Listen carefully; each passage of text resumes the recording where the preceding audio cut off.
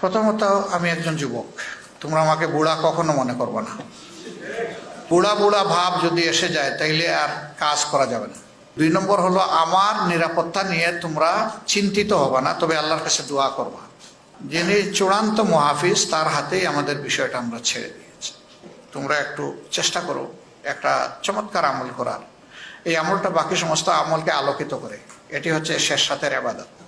আজকের কাজ কালকে করবা, তোমার জন্য পড়ে থাকবে না, আরেকজন করে ফেলবে। এটা কোনো ময়দান খালি থাকে না, হয় সেখানে ভালো গাছ থাকবে, না হয় আগাছা থাকবে। দীর্ঘদিন আমরা বঞ্চিত ছিলাম।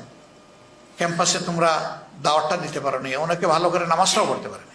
এই কাজ যারা করেছিল তারা এখন বিপর্যস্ত এবং অপদস্থ। আমরা এই সময় কোনো প্রতিশোধ নেব না, কাউকে নিয়ে ঠাট্টা মস্করা করবো না।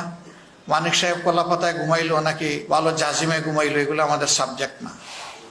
মাঝে মাঝে আমি এগুলো দেখি।